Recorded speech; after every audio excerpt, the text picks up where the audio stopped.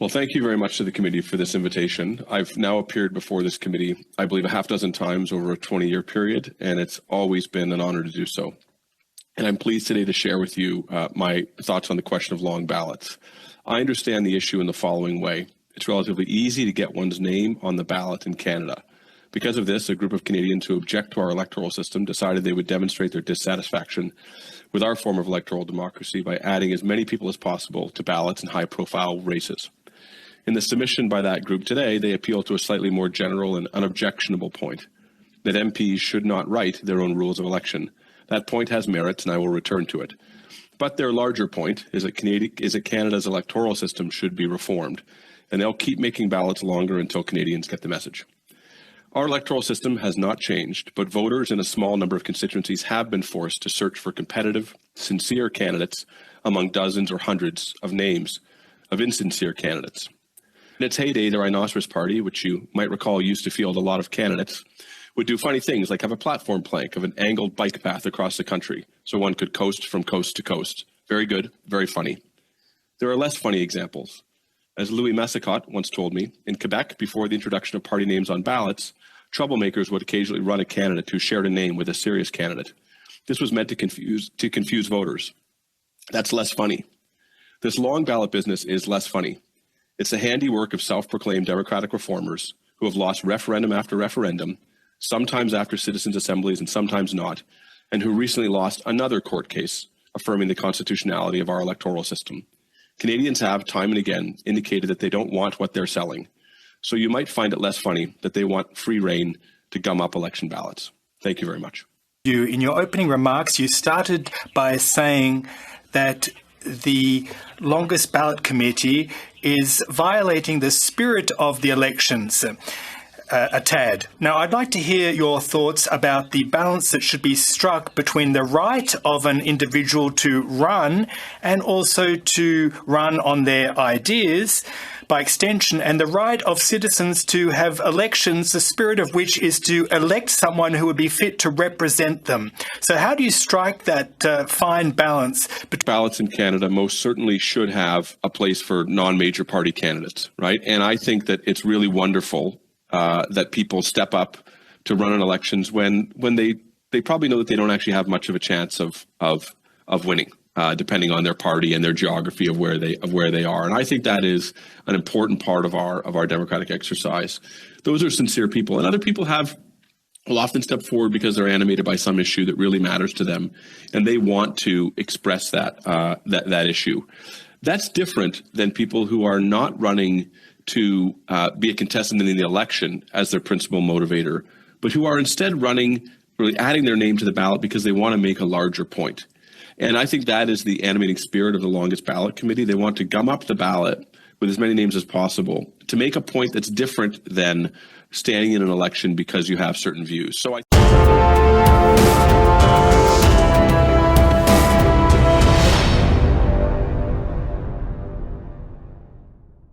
To order. Welcome to meeting number 5 of the House of Commons Standing Committee on Procedure and House Affairs. I would like to welcome our witnesses for today's first panel. As an individual, Peter Loewen, a Harold Tanner Dean of the College of Arts and Science, Cornell University, by video conference. Thank you very much to the committee for this invitation. I've now appeared before this committee, I believe, a half dozen times over a 20-year period, and it's always been an honor to do so. And I'm pleased today to share with you my thoughts on the question of long ballots. I understand the issue in the following way. It's relatively easy to get one's name on the ballot in Canada.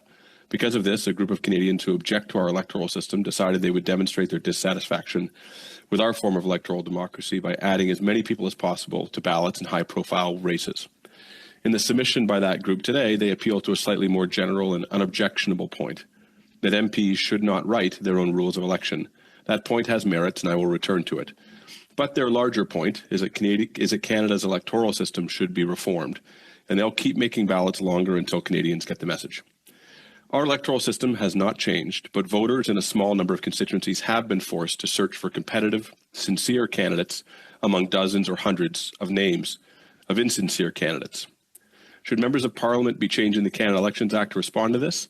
Let me make 2 arguments why you should, and 2 why you should not, and then say something quickly about the history of monkey business on our ballots.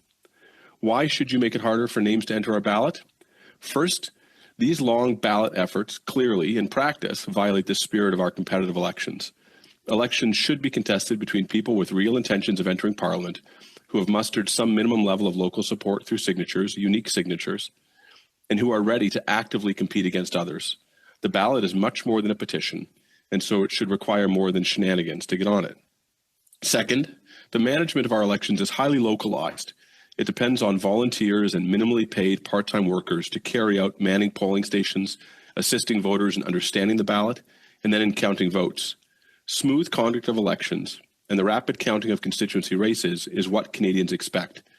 Excessively long ballots, however funny they might be, make it harder for voters to cast a vote and harder for local servants of our democracy to count ballots.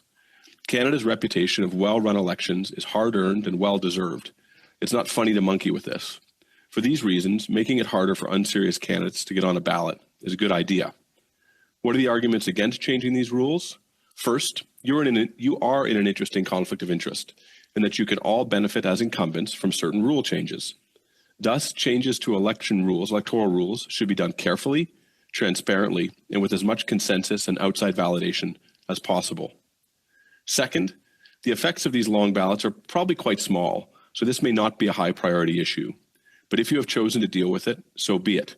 Just do so transparently and respecting of the public's concerns about a conflict of interest. One final point, Canada has a history of monkey business on ballots, some funny, some not. In its heyday, the Rhinoceros Party, which you might recall used to field a lot of candidates, would do funny things like have a platform plank of an angled bike path across the country so one could coast from coast to coast. Very good, very funny. There are less funny examples. As Louis Messicot once told me, in Quebec, before the introduction of party names on ballots, troublemakers would occasionally run a candidate who shared a name with a serious candidate.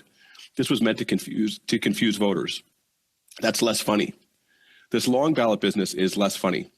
It's the handiwork of self-proclaimed democratic reformers who have lost referendum after referendum, sometimes after citizens' assemblies and sometimes not, and who recently lost another court case affirming the constitutionality of our electoral system. Canadians have, time and again, indicated that they don't want what they're selling. So you might find it less funny that they want free rein to gum up election ballots. Thank you very much. Thank you. We'll now turn to Mr. Lewis for 6 minutes, please. Thank you, Chair. I appreciate it. Thank you to both the witnesses for being here today. Professor Loewen, I'm going to start my questions with you. Ultimately, we're talking about protecting democracy, protecting our elections, which is something that's very important. So I know that you've done work with, as a professor in the Department of Government at Cornell, and also you've done work with the Canadian Election Misinformation Project. And I wondered if you can expand on how AI can be weaponized to distort democratic discourse. Do you believe that Canada's current legal framework is sufficient to address the risks proposed by AI-generated disinformation, misinformation during elections? And what specific reforms would you have in mind? Well, thanks very much for asking, Mr. Lewis. I appreciate the question very much. Let me just give you a quick insight, which is that Canadian election law has, and I spoke with this actually with the committee in November, so it's quite nice to revisit it. Canadian election law has over time restricted how much can be done by so-called third parties to participate in our elections. So we're talking about advocacy groups or unions or business associations to advertise and be active during political campaigns. The reason why we've done that is because we've sort of come to believe that political parties should be the principal vehicles through which our elections are contested. And this Longest Ballot Committee is actually an interesting example of a group that's acting like a third party or maybe like a political party, but not putting itself into that regulatory framework. So that's something for you to consider. But on the issue of AI and misinformation, I'll just give you the following intuition, perhaps. We regulate the participation of third parties through two things. One is we regulate how much they can spend as a way of trying to limit how much they can speak. So there are very strict spending limits on which individuals or how much third parties can spend and thus engage in speech. And the second thing we regulate is we regulate individuals. So we make individual humans legally responsible for what third parties do. The challenge with artificial intelligence is that it can bring the cost of communication down to zero. So the spending mechanism limit on third parties isn't as effective when the cost of doing something is approaching zero. That's problem one. And problem two is what you might call the agentic problem, that we're not far away from people effectively creating non-human agents who will perpetuate speech during elections. Fake Twitter accounts are one example of this, but you can imagine an AI agent that's designed to create political advertisements and then put them out onto the web. It's not an individual putting them on, it's an autonomous agent, and it's doing it at essentially zero cost as it uses social media to spread itself. So what's needed in the legislative framework to address that is to acknowledge that the kind of human-centered spending limit approach to limiting third parties doesn't work as well potentially in an AI world. I hope that's helpful to you. It is, thank you. And is there a way then to require, let's say, labeling AI-generated content, possibly during election time? Can that be enforced without stifling legitimate political expression? Is there a way of doing that and balancing that during an election campaign?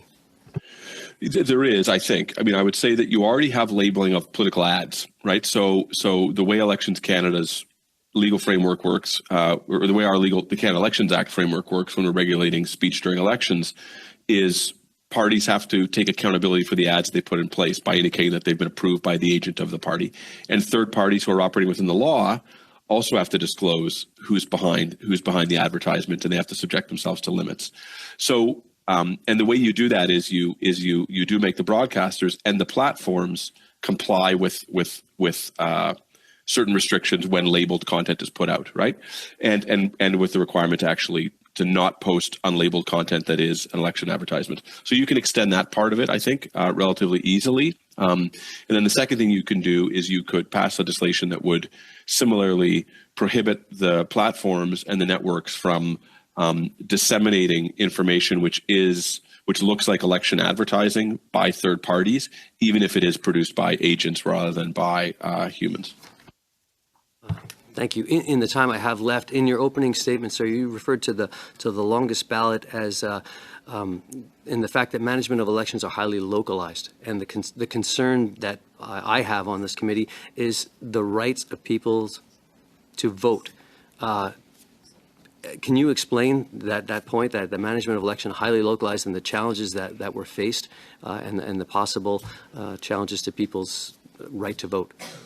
Yes. What's remarkable about Canadian elections is how amateur they are and how well run they are, right? That all of our local polling places are staffed by people who are paid, but they're essentially temporary people working to serve our democracy. And they're doing it in kind of the most important civic activity that we do. So I've always found that kind of interesting. But the challenge is that if voters walk into a polling place and they're confronted by 1,000 names on a ballot or 200 names on a ballot, it makes it challenging for election workers to explain the ballot to them, and it makes it challenging for them to help the voters do what the voters intend to do.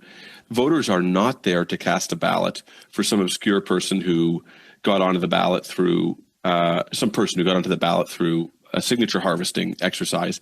They're there to vote for one of the major parties, or maybe a real independent local candidate or a local notable, or a small party that's trying to break through.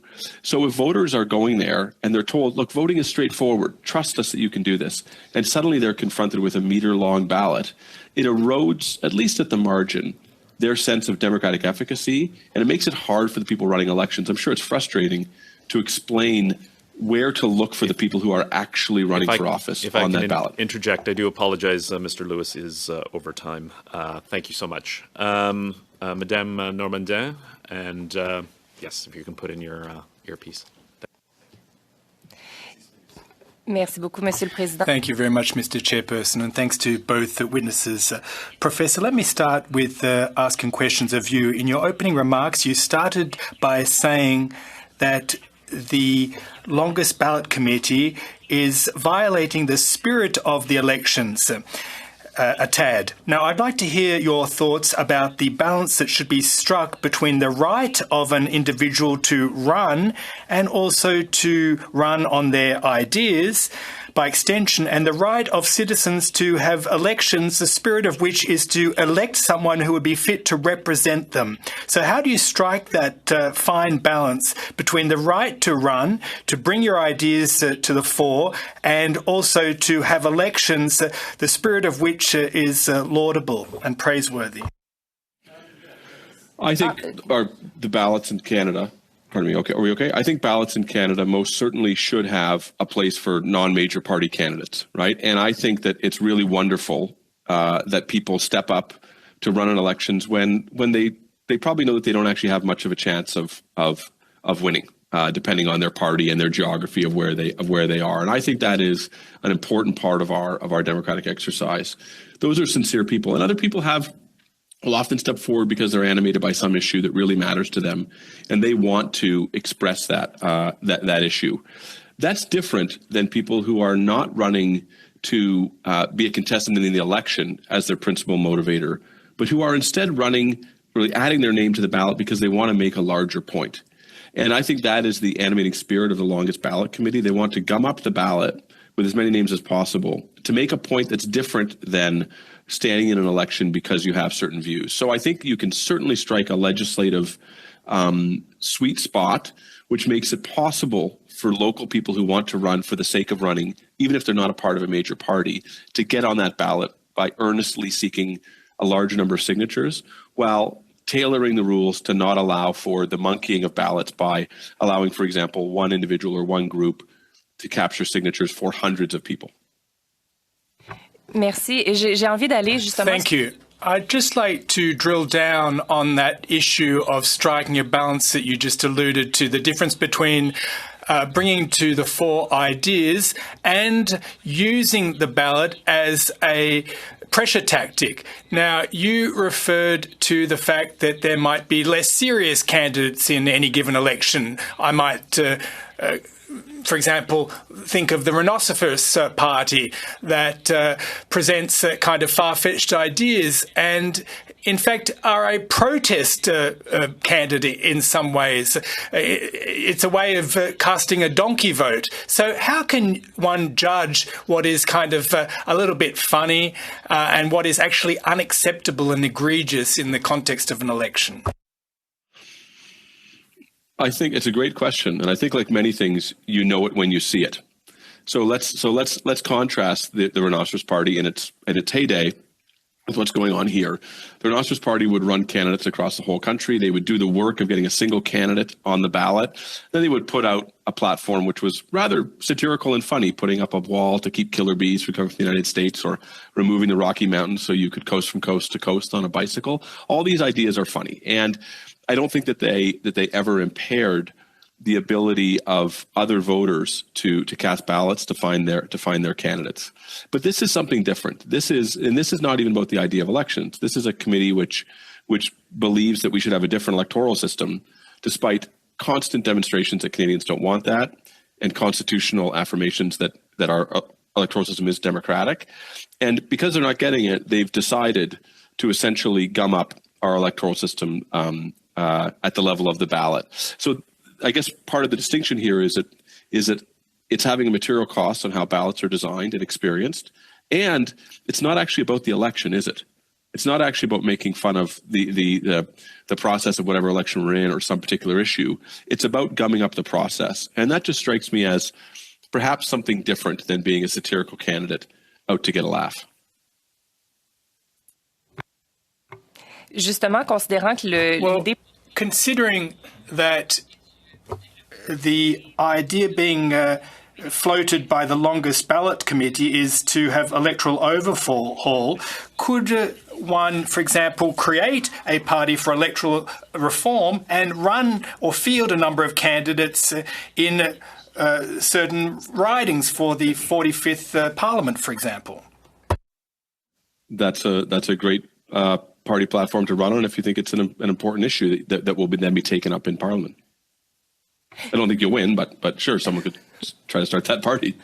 Et à ce moment-là, est-ce que ce serait une façon peut-être... So, in that sense, would that be a good way of taking the pulse of the public to see what demand there is for electoral overhaul and how well such a party could perform, given that the general public really doesn't have a real sense of the views that are being touted by the largest ballot committee? Yeah, I think if a party wants to test a single issue, an election is one way to do it. And if a party wanted to run purely on electoral reform, they could give it a go. It would certainly be a more sincere effort than this one. To Madame Kayabaga, 5 minutes. Thank you, Chair. I'd just like to thank our witnesses for being here today. Just a question for Dr. Loewen. Do you think that there are any empirical studies in Canada or anywhere else in the world that show that the ballot length affects voter error rates, any spoilage, or even like voter turnout, and including the ability for voters to understand the ballot and how that impacts or doesn't impact their decision making? Thank you for asking. It's a literature I used to know better about 15 or 20 years ago. So I don't want to characterize all of it, but I'll just say two things about it. One is that ballot design effects are generally small. So very rarely do ballot design effects matter for the outcome of an election. So I think we should be clear about that. There are, however, a few notable irregularities. One is that ballots that are alphabetically ordered favor people who are at the top of the ballot, and there's fairly well established empirics on ballot order mattering. So people who are closer to the top of a ballot matter more, and then length of ballot is thought to increase those effects, because the longer a ballot is, the more likely you might be to just sort of say, "Oh, come on, this is too much. I'll just go for someone near the top." That said, a lot of that comes out of studies in the United States where you've got a lot of different offices that you're voting for at once, for example. The most, of course, notable case, right, was that there's pretty good empirical evidence that in Palm Beach County in 2000, Al Gore or Pat Buchanan won that county because of the ballot design, and they had a so-called butterfly ballot, which opened up like this, and it was unclear which person you were voting for on which side of the ledger, which is kind of a famous example of how a ballot design can lead to unintended effects. But the long story short is, I think the effects of this would be small, but the frustration for voters could be real in having to confront a ballot of hundreds of names, which we've never really seen before in Canada. And just a quick question on that. What kind of reforms do you think would sort of bear the lengthy ballots, especially if they're impeding someone's right to vote and to understand the ballot and the kind of impacts that they may have on that decision making?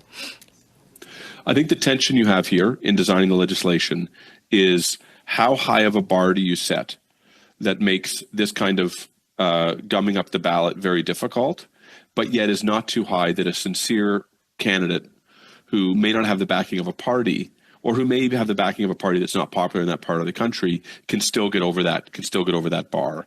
I will tell you that the thing that stuck out to me as I learned more about this was the idea that a single agent can act on behalf of multiple candidates. And I think that most Canadians would find that curious. We understand that elections are competitive processes between teams of people.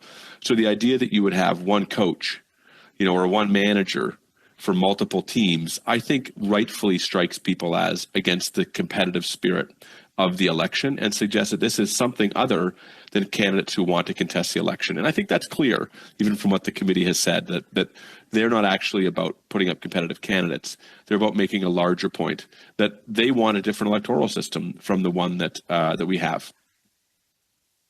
Switching the gears a little bit around political financing, I just want to hear your thoughts on the risk of foreign influence through political financing, and what you think are the many vulnerabilities that exist in our political financing regime right now. It's a good question. It's one on which I'm not an expert. So you will hear from other people who are experts on it. I think that the biggest vulnerability is a little bit of what I articulated to Mr. Lewis, but put slightly differently, that just as the costs of communicating go down, the ability of people to use small amounts of money to influence our elections is greater than it was before, right? And the idea that it would be impossible for a person from Russia to put an ad on the CBC or CTV, right? But it's not impossible for them to put one on Twitter. So the permeability of platforms versus broadcast networks and radio networks is, I think, probably the most serious vulnerability. That's less about where the money's coming from, and it's about the ability of money to be put to speech on these platforms. Thank you. Thank you so much, Madame Kayabaga. My first question to Mr. Loewen. Mr. Loewen, in 2017, an Alberta court decision ruled that a provision in our electoral laws requiring a $1,000 deposit was a violation of the Charter on Rights and Freedoms. Do you, first of all, I think you would agree that elections are serious business. I don't think there's a more serious thing that a Canadian can do than cast their ballot in the democratic process. We're approaching Veterans Week and Remembrance Day. Over 120,000 Canadians have paid with their lives in order to make sure that we can all do this. This is serious business. It's about as serious business as it gets. I always interpreted that $1,000 requirement to be something put in place to make sure that unserious people weren't able to just get their name on the ballot. Do you think the government made a mistake by not challenging or trying to challenge that decision made by an Alberta court in 2017? I have to confess I'm not deeply fluent with the case, so I don't know the jurisprudential argument for it. It strikes me as an entirely reasonable limit of $1,000. What I will say is that Canadian elections are cheap. I know it seems like perhaps I don't know actually whether MPs feel like they're spending a lot of money or not, but I do know that many of you raise more money than you can spend, and we also have examples of candidates who can win without spending a lot of money. I think it's great that for the most part we've put pretty serious caps on our election spending, so that who wins is not determined purely by who raises more money.